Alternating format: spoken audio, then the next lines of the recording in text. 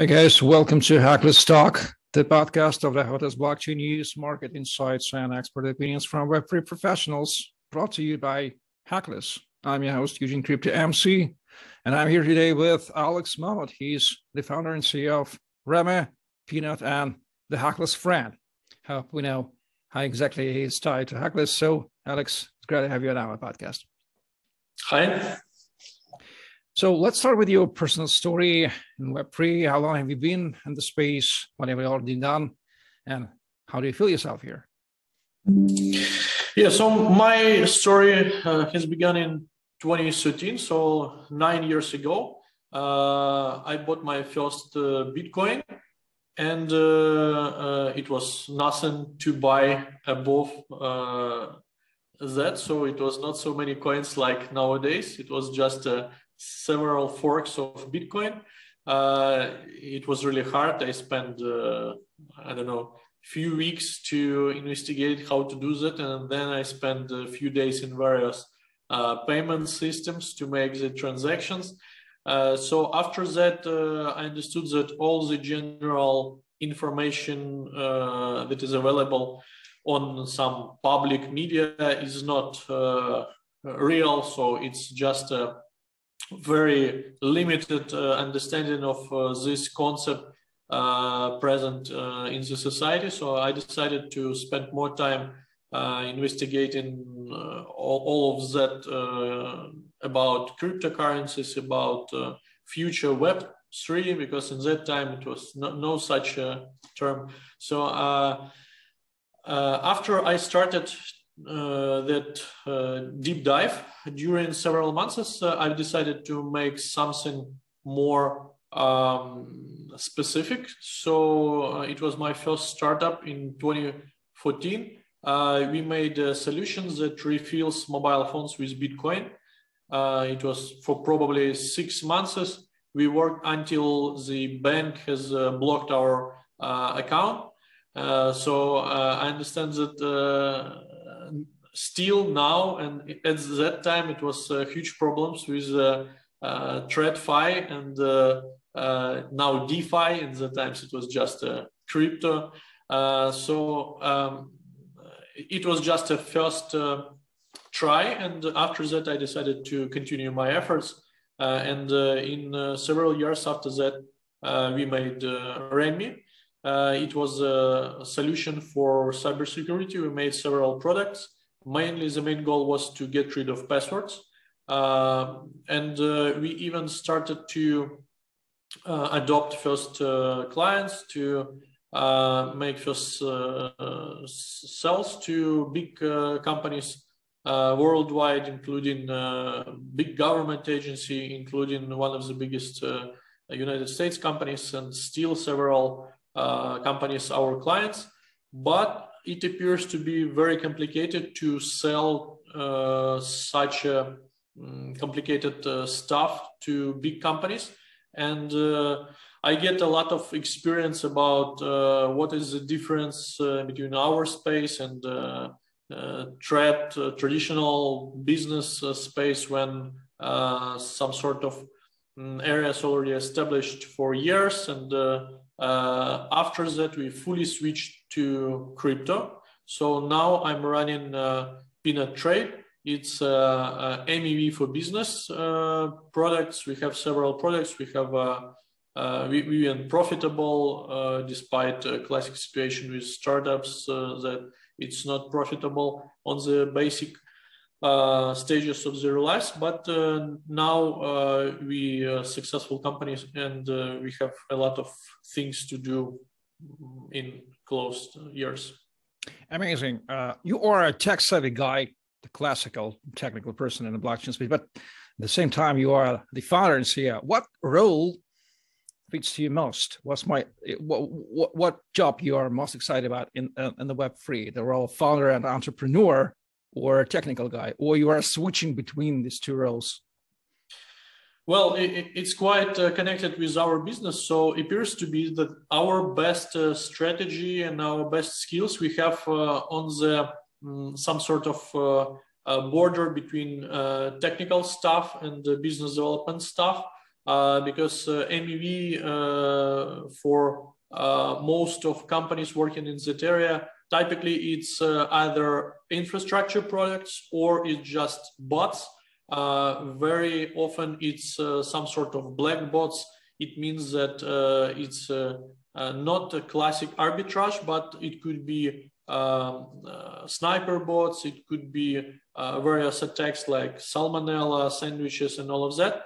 And we decided to be some sort of white hackers in DeFi world. So we use all the techniques, understand them, and we use it for protecting projects from these attacks during listings, during regular swaps by the user in wallets.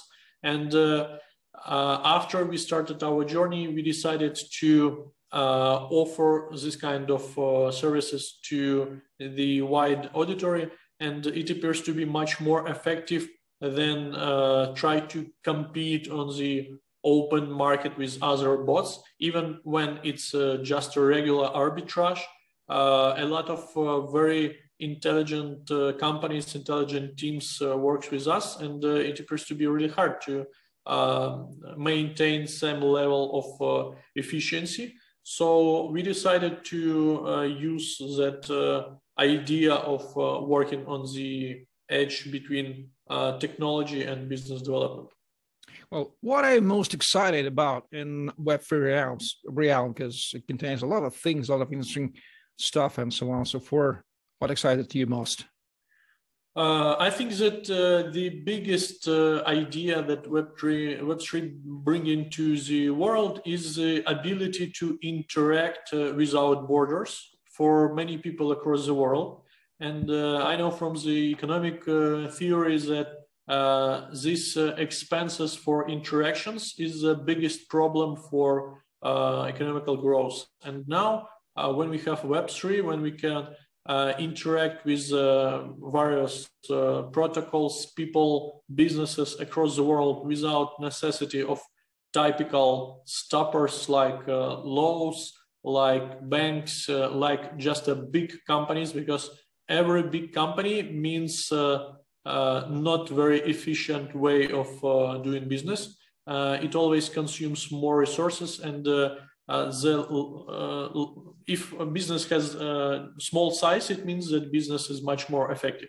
And it means that a lot of small businesses will create much better environment for typical businessmen across the world. And even if we are talking about just somebody in Philippines playing in play to earn game, or is just somebody in Indonesia using Stepan for earning for just food, it is absolutely a giant leap for all mankind, because previously the division of goods and services was much more complicated and not so effective like nowadays with Web3. So I anticipate it will be even bigger during next years. And the main goal here is to provide the knowledge about all the options of Web3 to a wider quantity of people across the world. You are a big fan of Hackless. You come from Ukrainian technical realm of technical minds. And how exactly do you help Hackless? Are you a sort of advisor or just a friend or a partner? What may you share with us? Yeah, so it could be described as advisor, mainly because we have a great expertise in making a business with MEV stuff. So that's why from my experience, I'm trying to help guys with achieving new clients, with creating new methods of earning money based on the same product. Just a small example of that.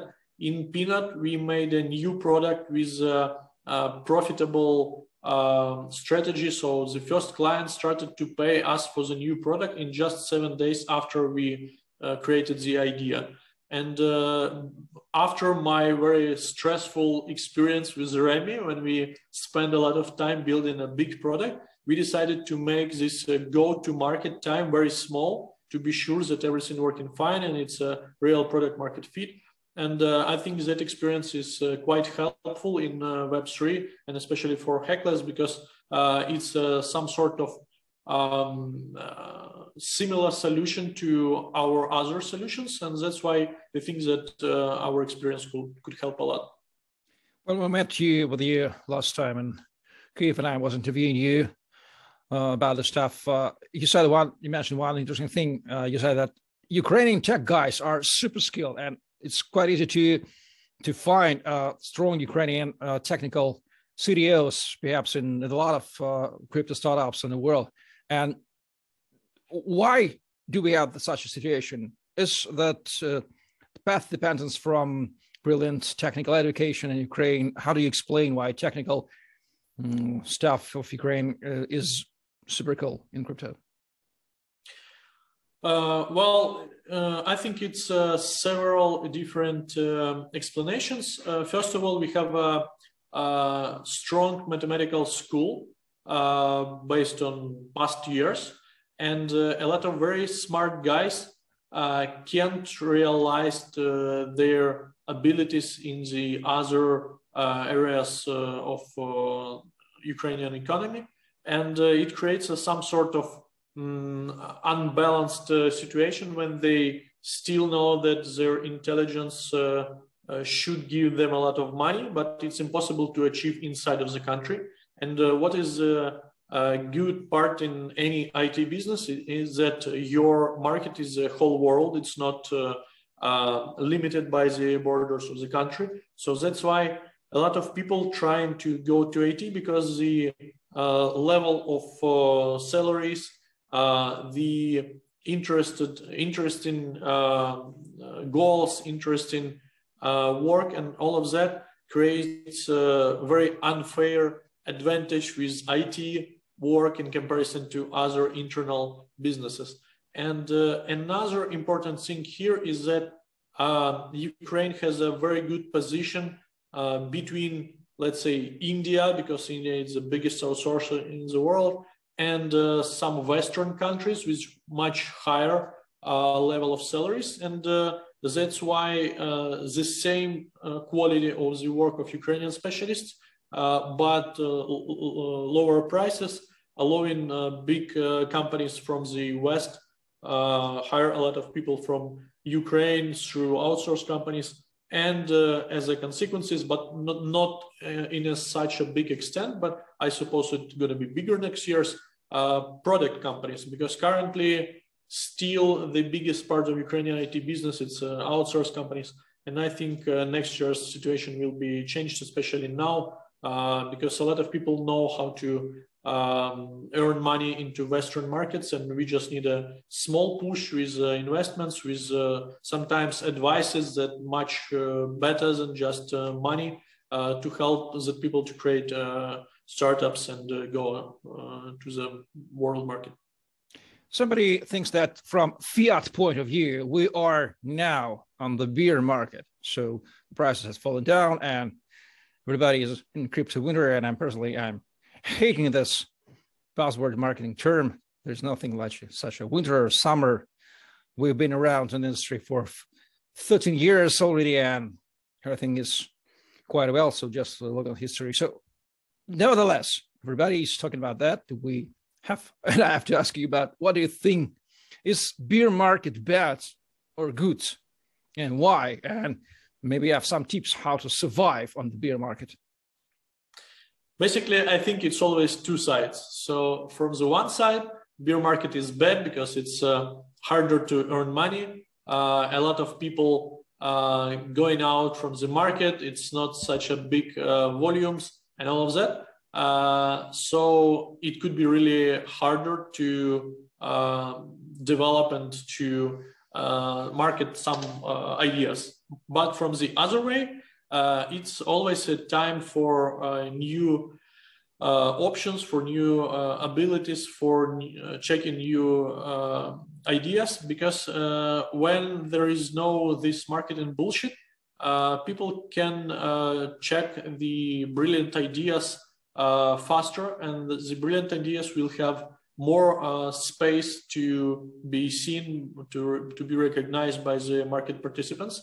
And it is more time and not so fast changing of the market situation like on the bull market. Just for example, in Peanut, we had certain troubles with developing products because of new asks from our clients. When we started to do solutions for Ethereum, new clients ask us to do new solutions for Binance chain. And once we started to do solutions for Binance chain, the new leader by the grown TVL was another chain. And this situation continues with each month. And it's impossible to plan a normal work with it. You should have very big resources to make everything simultaneously. It's always impossible. So you should choose whether you go one way or another. And that's why on the bull market, it's really hard to run a company in a classic way. So you should be prepared for that before market starts. And it's really hard to understand what's gonna blow next. So you should be prepared for somebody that doesn't exist yet. So from that point of view, bear market is always better because your work is much more better planned. You have ability to concentrate on some really important stuff. And that's why if you have enough money, if you have everything okay with your revenue, with your burn rate, I think that bear market could be much better for this space. And the ideas that came during the bear market appears to be bigger and much more revolutionary. Web3 space has been around for 13 years since the first block of Bitcoin had been launched in the January of 2009. Nevertheless, we're still in our starting position. The market is still in its infancy. Is it correct to talk about, say, the problems of current situation on Web3 because we are developing? So, if yes, how do you see the main, I would say, problems of Web3 for now, Web3 adoption for now, and what should we all, the startups, community, thought leaders, do to fix it in upcoming years? Well, I think that the biggest problem of Web3 is not inside of Web3. Some early adopters think that it should revolutionize the world in just one click, just after everybody will get information about the Bitcoin or the concept of decentralized money. It will be, everything will be done and everything will be fine. It's impossible because most of people don't like to change and don't like to adopt something new just because it's better. So some sort of efforts should be put in it. It should be change in minds, first of all, because people should accept new ideas first and then search for the instruments to realize the new ideas or new paradigm. And that's why it's not about Web3 itself. I think it's more about the global situation. It's more about global education and all of that. So like every type of technology, it should be accepted first by early adopters. I think we already passed this stage, and now it's more on a large-scale adoption by the much bigger quantity of the people. But still, this process can't be really fast. It should take time. It should take time. And I think during next years, we'll have much more use cases how some simple user of any technology could use it for everyday livingness. And that's why it's going to be a very smooth integration in everyday life. And it's going to fix all that not enough growth and other concepts that we are discussing now. A lot of things have already been created for now in the Web3 space. DeFi, decentralized autonomous organizations, NFTs, metaverses, payments, wallets, cryptocurrency exchanges, and so on and so forth. I would love to know I would like to know your main thoughts about all the major, I would say, components of landscape of Web3. What are your main thoughts on decentralized finances? General main thoughts. So for DeFi space, I think we should go away from that concept with mining liquidity, because on the bear market, it appears to be a real problem, because a lot of liquidity goes directly to be sold and it is just decreasing the price of the tokens. So it works only on the bull market.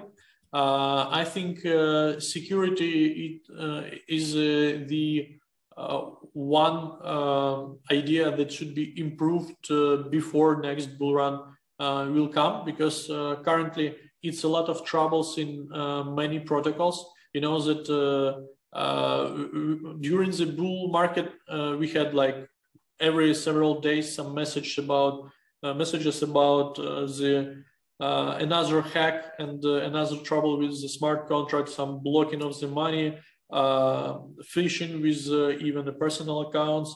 And I think that's why cybersecurity and some sort of methods and ideas and products that should protect users will be a next huge thing in crypto. And in general, it should be from the point of view of other main of our main business, peanut trade. I think that it should be a lot of new solutions that will protect users from some angry bots. So now we're introducing the concept of BEV. It's a broadcast extractable value. It's when you will have all the back running, so arbitrage made on the level of the wallet, not on the flash bots, not in the mempool, and it will create a fair idea how to monetize wallets. So each user of the wallet will receive a cashback for the slippage it creates, and it will be protected by the wallet, because wallet will control the size of the slippage and will not allow user to make this transaction. So all that protection ideas will be inbuilt on the wallet level, and it will make the space together with cybersecurity solutions much safer than it was before. What are your main thoughts on non-fungible tokens or NFTs?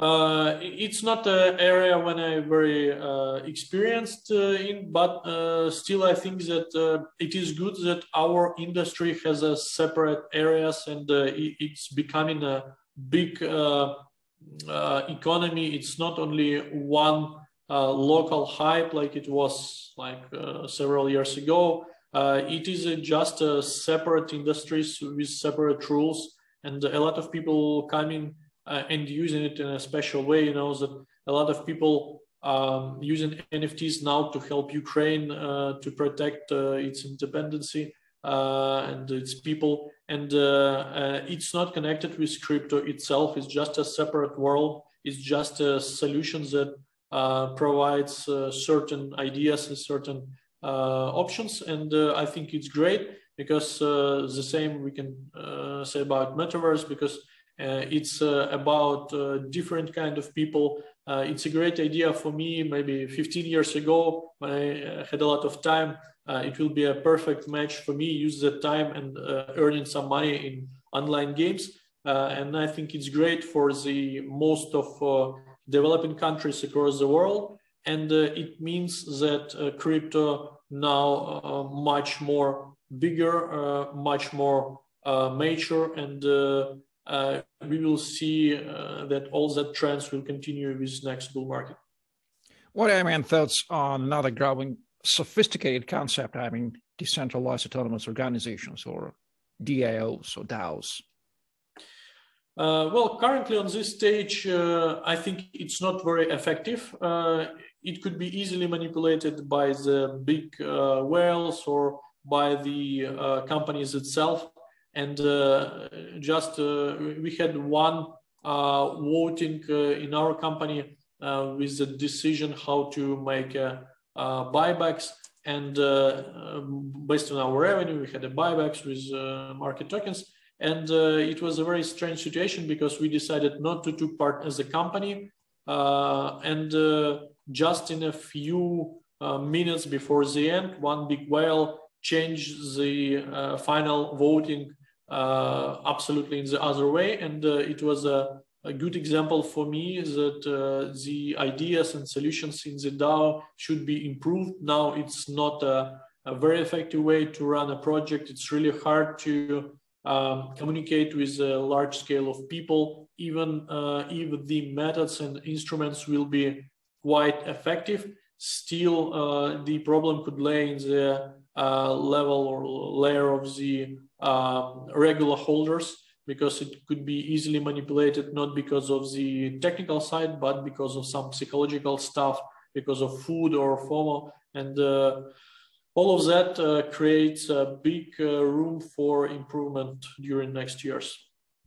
Well, metaverses, the buzzword of today and nowadays. What are your main thoughts on this main super trend in crypto? The same as I told previously, several years ago, maybe 10 or 15 years ago, for me, it could be a giant idea to use my time to earn money. It's just another one area in the cryptocurrencies for many people in developing countries and even in developed countries, when they can use their time and earn money with it. And it's not only something like Metaverse, it's just all other concepts like play to earn or something else.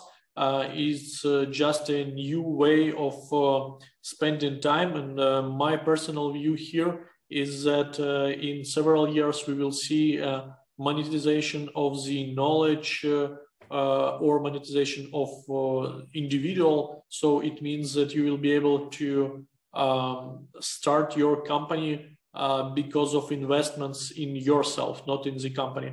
I heard several times that just few investments was made into the people, not in the companies. And I think it could be a next huge thing, because it will be some sort of individual VC funding when a person could monetize its abilities or its special things or just in ideas that could be done by the creator, by the somebody who is not a part of the company, and it will be an absolutely new idea. I think it's going to be huge, and it's quite strange here that China and other not very free countries could help that a lot, because they have a lot of information about each their not user, but how to say, it's a citizen of this country. But in the metaverse, it's going to be just some sort of list of special figures that could be analyzed, and because of that, because of social rating or something else, the size of the credit or the size of the investments could be defined, and it is much more effective than a typical credit rating in United States.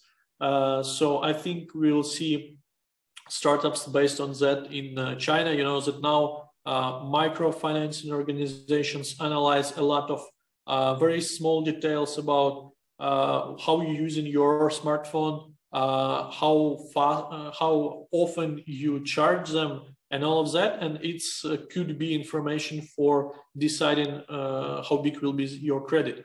And it's now made without any types of social rating. And if China or other similar country will add social rating to that, it's going to be a huge concept. And I think we can see some new startups here next years. I will ask you about the government's attitudes and approach to crypto governments later.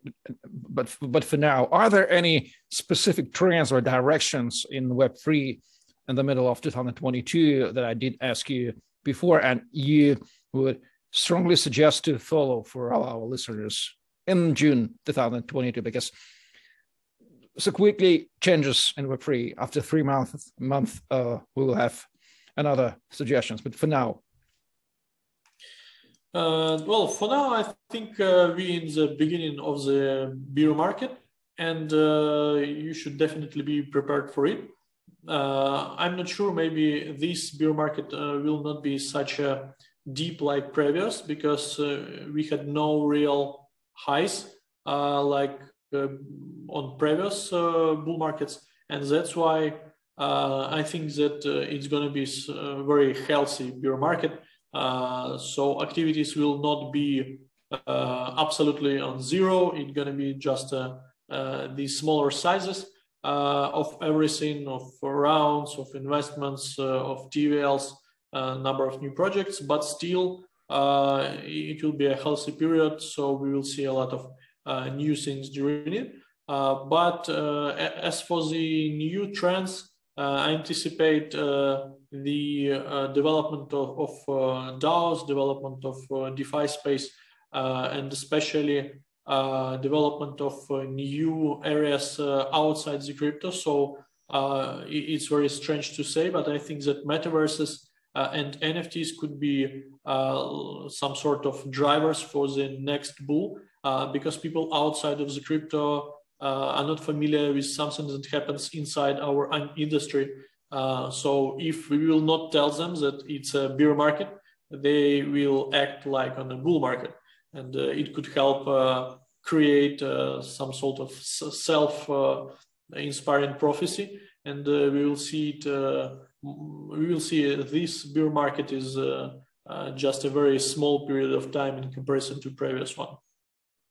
There's almost no governments on the planet Earth who had not paid attention on crypto and had not clarified their position. And all the countries are divided into three main parts: those who had strictly prohibited crypto, such as Bangladesh and so on and so forth; those who radically permitted to crypto to live, such as Singapore or Switzerland, and the rest countries who are not so. They want to regulate, but they don't know how. From my point of view, these are two separate worlds. They cannot be joined together. So this government or real centralized hierarchical world of people and the Web3, they are two separate worlds.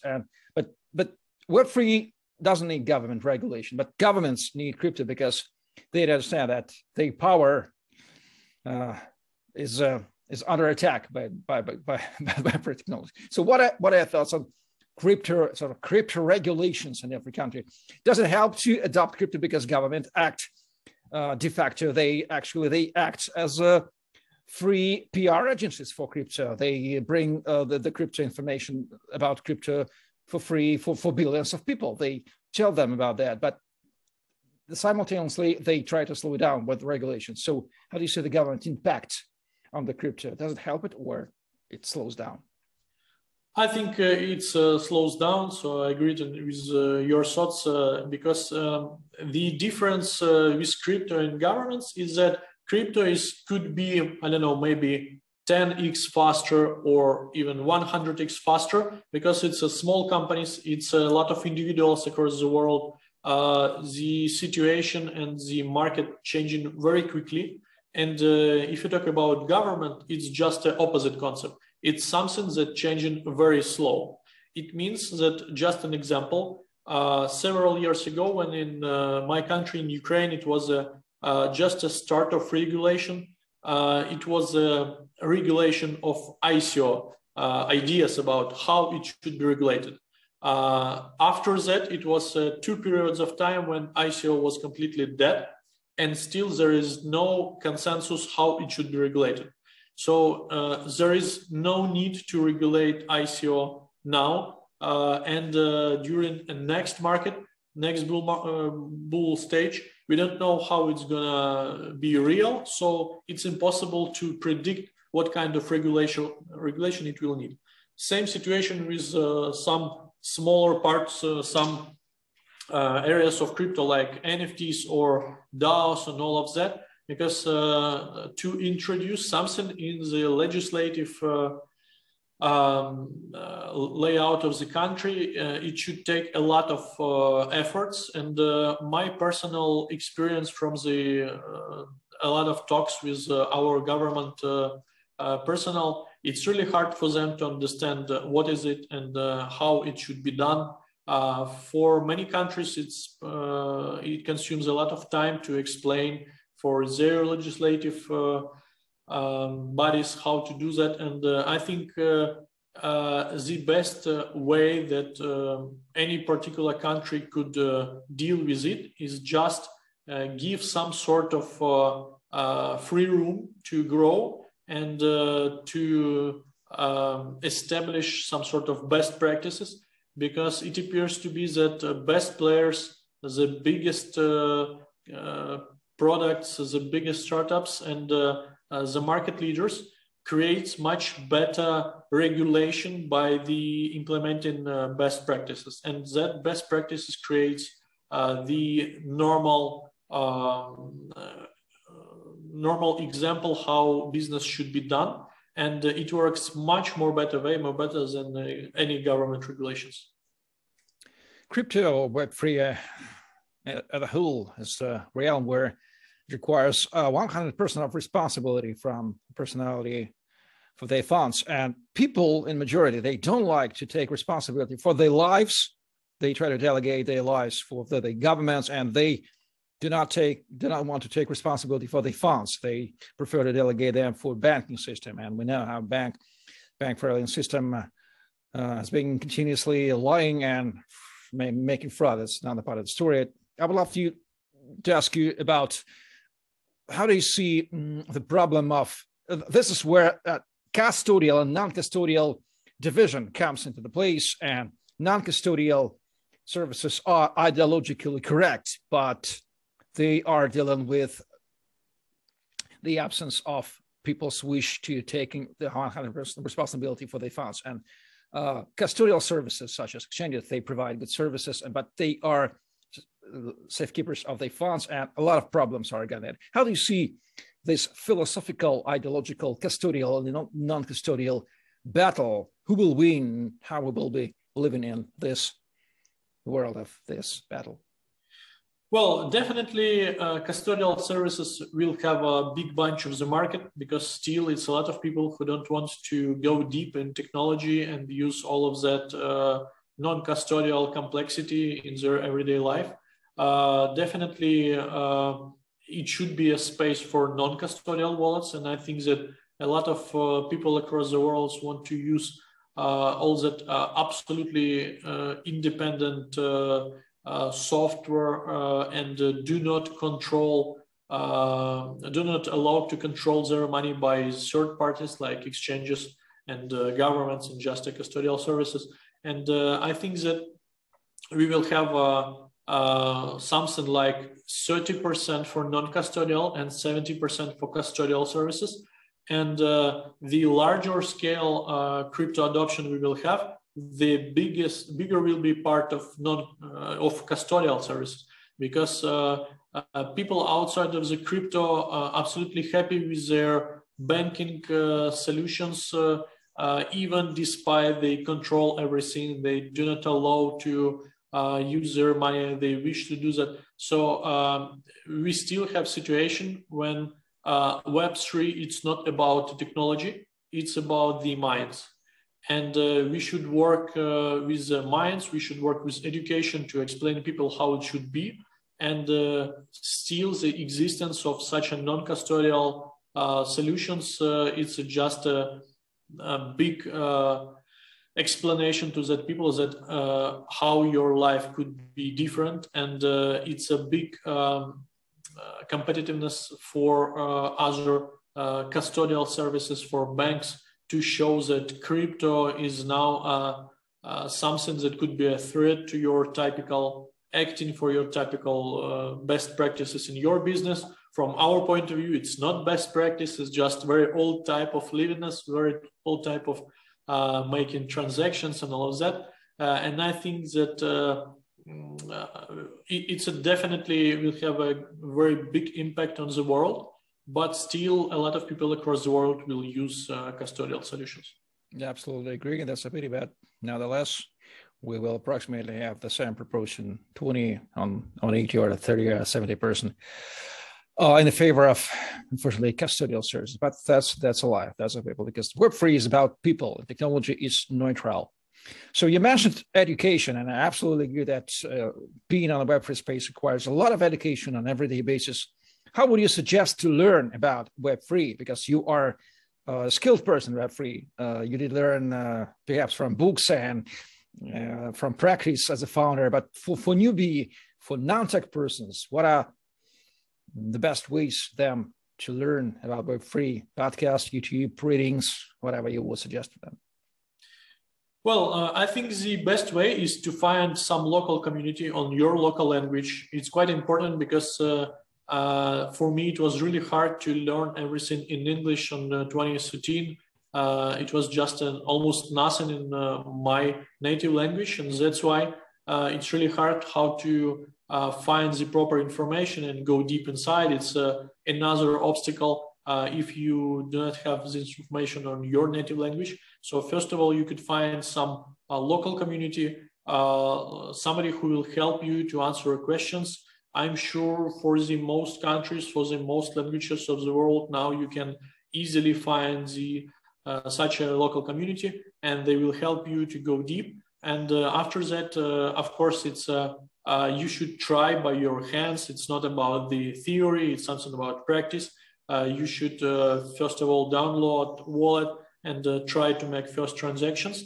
And after, you will try to do that. Do not be really scary about losing something, because experience that you will have in Web3, it's definitely win-win situation, because for me, it's completely changed my life, because it was always an internal business inside of the country, and in our country, it's really hard to do the business. And now, because of Web3, we are doing global business. And for the personal development, for development of your country, of your employees, of people around you, Web3 is something that should be investigated, that should be learned. So it's definitely worth it. Well, a couple of questions about your short-term and long-term plans in crypto. You are the ideological person. You're thinking current way. How do you see yourself? What are plans for current year to the end of 2022? And what are your long-term plans? How do you see yourself in the Web3 in 10 years, let's say? So for the 2022, I think now we should understand how deep will be our dive during this bear market, and prepare ourselves for that. Definitely, we started the preparation on the bull market. It's always working in a such manner, so you should be prepared maybe 1 year before, because it's impossible to be prepared right when this switch from bull to bear is happening. It's too fast.